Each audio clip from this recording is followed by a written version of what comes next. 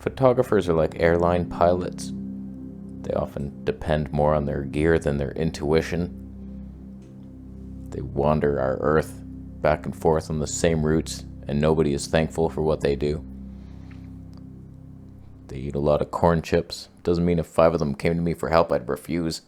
You're a monster. All I want is the perfect camera. All I want is the perfect camera. So we have 5 desperate losers to help today. We're on the Blackmagic OG, of course. Leica 25mm 1.4. Stop down to Tony 2. Could be in focus. Why does Casey want a low megapixel sensor for video? It's mostly because I'm a moron and I don't actually know science or what that even brings. In theory, a low megapixel sensor has bigger individual pixels, allowing for more dynamic range and faster readout speeds. So if you have, say this is a 2 megapixel sensor, even though we're only doing 1080p 30p for some stupid reason, this with a good processor should be capable of like say 1,000 frames per second. But if we bumped it up to 45 megapixels, that's so much more data than 20 times the data. So imagine having all that data. Oh, sorry, we can't do 1,000 frames per second. We can maybe do 100. So in theory, we don't need much for photos. Higher megapixels gives you more resolution, but for video, if you're doing 4K, in theory, a higher megapixel should not look sharper or more resolution. It shouldn't, unless you're downsampling from it, which some do. But like, they're not doing that in 4K 240p, are they? They're not. So I just want slower slow motion, and I'm trying to give these companies all the tools that they need. Lower your megapixel, and most cameras have actually listened. Probably not to me, but DJI Pocket 3 has lower megapixels. It's designed for good 4K, and now it's doing 4K 120p with no crop, similar to the A7S III. Very low megapixel, although there's debates on that one. Some say it's a 48 megapixel, and there's pixel binning. There's all kinds of stuff I don't understand. But in theory, low megapixels is better. 2 megapixels here, come on. You think you need more than 2? Why are you so obsessed with the color science of a camera when now everyone is interested in it? With 10-bit and the capabilities of today's software programs, you can do whatever you want. Love you. Listen, buddy. There's 2 sides of the coin. You can either have decent color science straight out of camera, although I tweak this a lot. I added blue to the shadows because I'm a movie.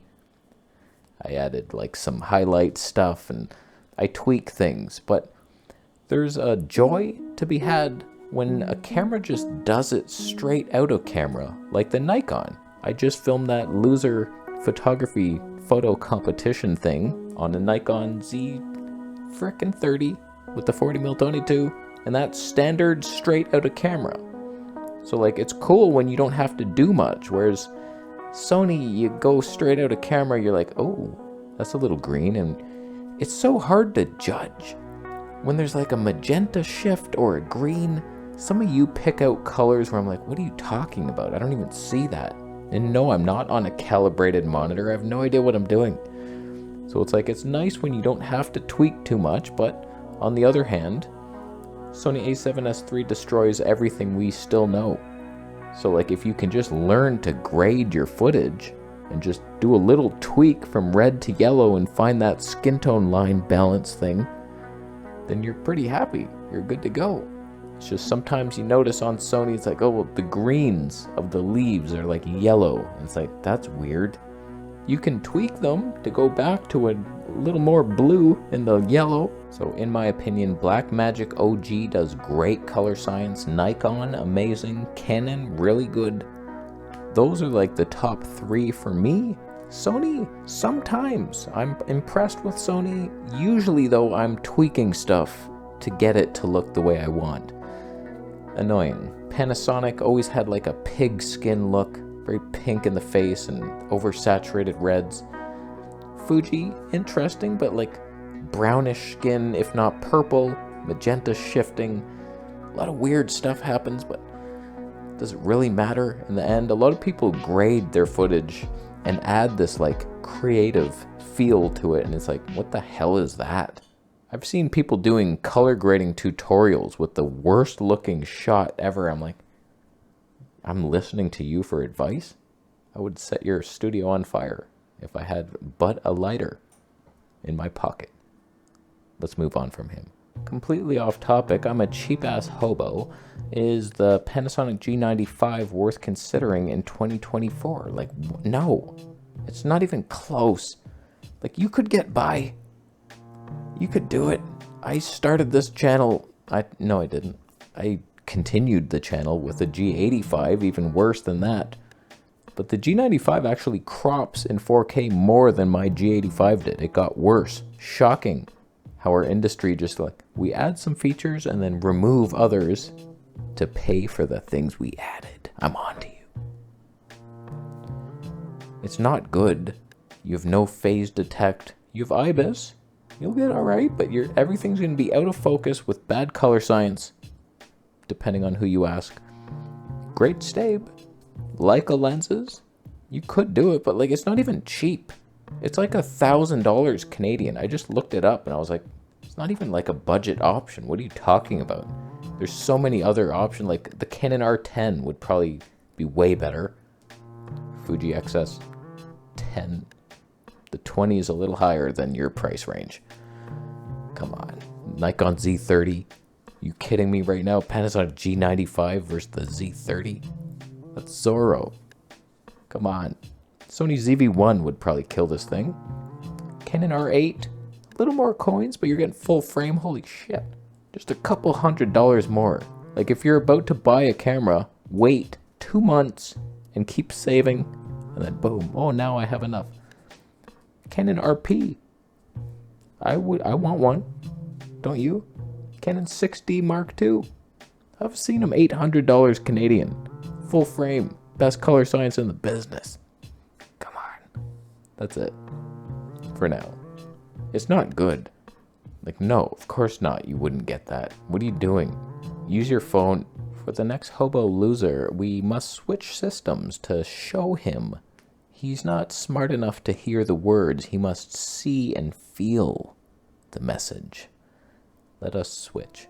We are now on Zeiss technology. You may have noticed a color science shift for the worse, but popping.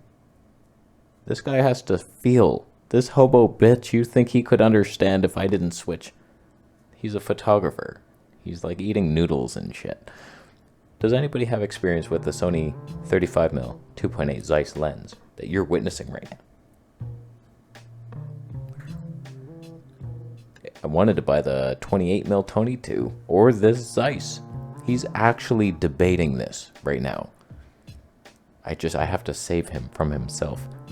I don't want to buy both because I'm a cheap hobo. I have a Micro Four 2 Moot. The hell is that? A boat that sinks immediately? 28 mils, really enjoy it, but it's not sharp. Is the Zeiss look worth it for smaller field of view and worse aperture?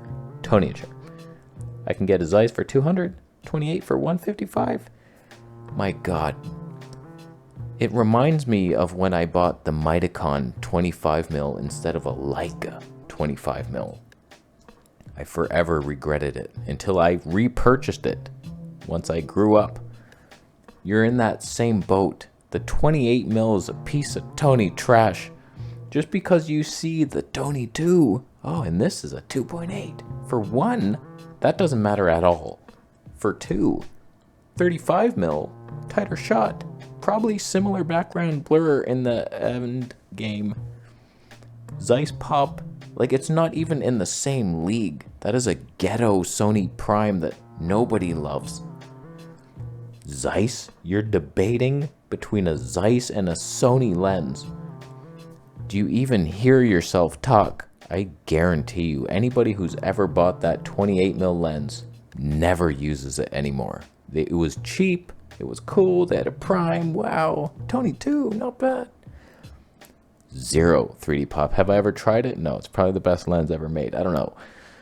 I can't imagine a Zeiss could lose a battle to anyone, especially Sony lenses. They're not good. Sony's just sharp. Super focus breathing. Nothing good about them. No pop. They don't know how to make a lens. They only know how to do corner sharpness. Oh, G Master. Have you ever noticed that Sony lenses are either G Master or G? Do you know what the G stands for?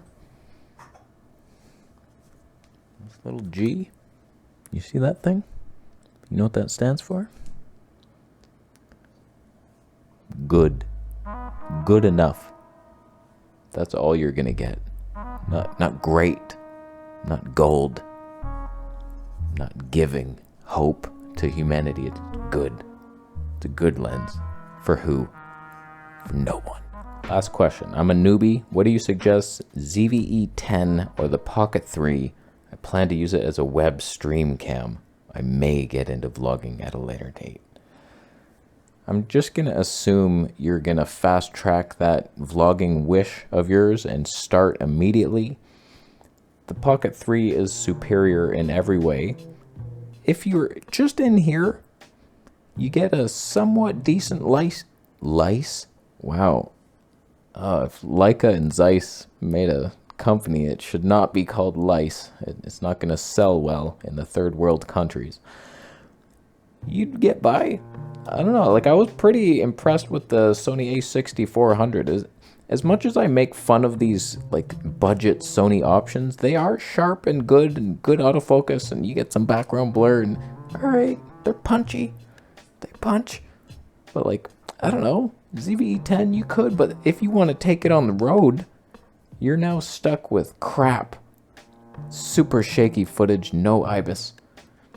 I don't know, man, it's not going to be great. Pocket 3 is amazing. Super stable, 4K 120, 10 bits. But in here, I think Sony ZVE 10 would look nicer. Switching out of vlog. That was a mistake. I just switched into standard profile. ISO minimum. This is about as good as you could expect on a ZVE 10. This is what you're going to look like. If that's okay with you, then okay, whatever. But the Pocket 3, I don't know, it might even overheat in here just web streaming. Don't quote me on it, but if you're going to at all vlog, obviously the Pocket 3 would destroy in its fists. I'm going to leave. Who looked better, Blackmagic Boy or Sony Zeiss Pop? That is a debate. Are you buying a Camera Conspiracies t-shirt? You're not. I need the funding to buy a Nikon ZF. Subscribe, I'm going to say.